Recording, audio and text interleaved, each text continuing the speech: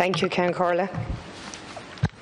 Ceann Comhairle, Rosslare Europort is acknowledged as Ireland's most strategic port. In fact, it was made a border inspection post second only to Dublin because of this. Yet no government has applied for it to have a Tier 1 status, and it can access finance for supports from the EU on infrastructural development in line with its strategic position.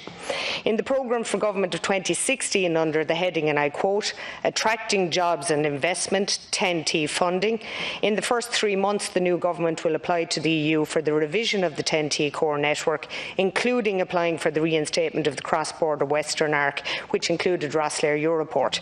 This never happened, and the current programme for government of 2020 doesn't mention it either. Ceann Comhairle, it would follow, if the reason for adding Rosslare to the core network was to create jobs and investment, then not to do so will result in the loss of jobs and investment.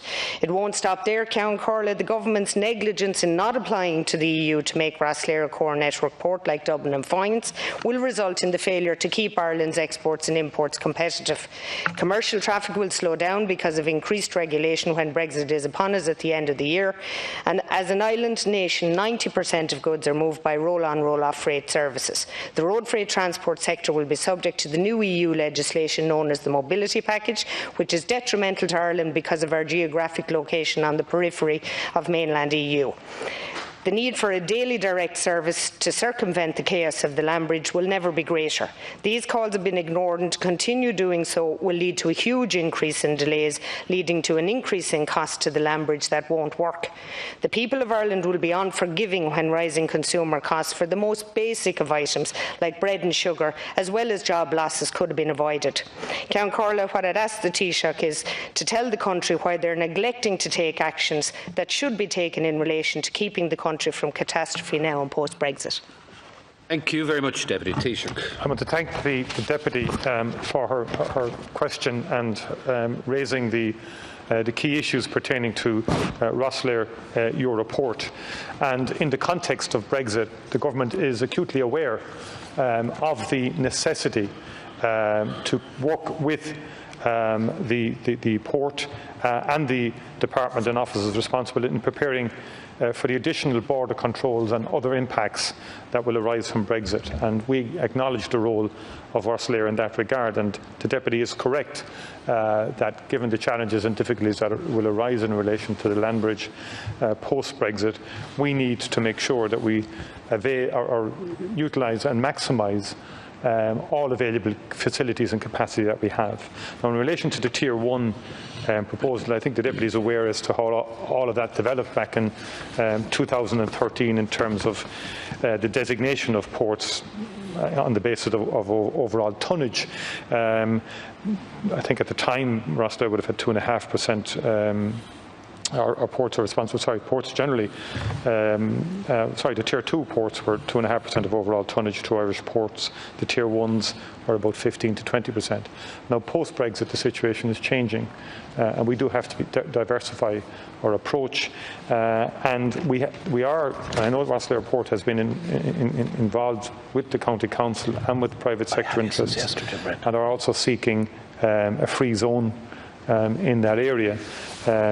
Particularly anxious to exploit the forthcoming opportunities that wind energy will present, and that's something that we would be interested in terms of combining both opportunities, because there will be significant investment in wind energy over the next number of years, and ports will play an important role in terms of servicing such activity. But I do hear the Deputy in relation to the fundamental point of moving from Tier 1 to Tier 3, but that's something that obviously has broader implications in terms of port policy in general. There is the ongoing, I think, issue which we're all aware of in terms of the ownership of the port and structures governing it.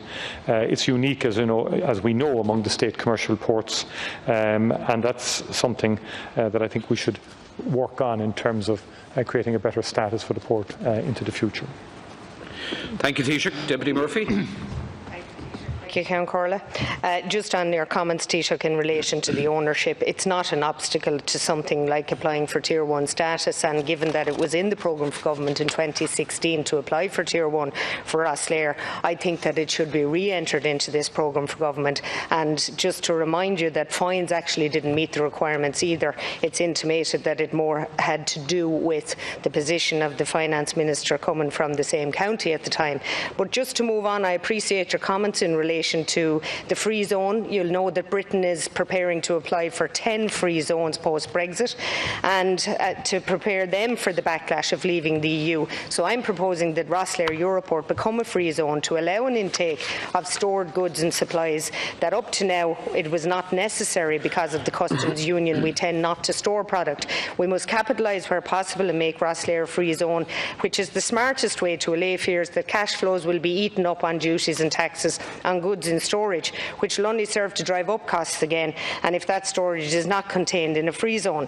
The land is available around Rosslare, the interest has been muted, as you said, and Brexit makes it a necessity. So if you wouldn't mind a further comment on whether or not it is the intention to create a free zone to combat 10 free zones being prepared by the UK. Thank you. Deputy Murphy. Taoiseach. At this stage, what I can confirm is that we will give that we will examine, obviously, that and we'll give it our very considered attention. As you know, at the moment, Rosslare Europort is undergoing a major transformation as part of its ports master plan, and that will see over €30 million invested in customer facilities, port infrastructure, assets and new technology by the Port Authority, Éireann Éireann, over the course of the next 5 years. And that's essentially in terms of the modernisation and digitalisation of the port itself. As I said, we have to re-examine broader policy as a result of Brexit. And so it's in that context that I take note of your comments in relation to Tier 1 to Tier 2, Tier 2 to Tier 1 status. But also I want to do so in an informed way and in a structured way, and it has to be in the context of broader port policy. But I do appreciate the Deputy's concerns in this regard, and also the Deputy's focus on the proposal around the free zone, which can be, there are free zones secured within, secured custom areas within the European Union, and that's something we will work with the various stakeholders here to see how that proposal can be progressed. Thank you very much, Taoiseach.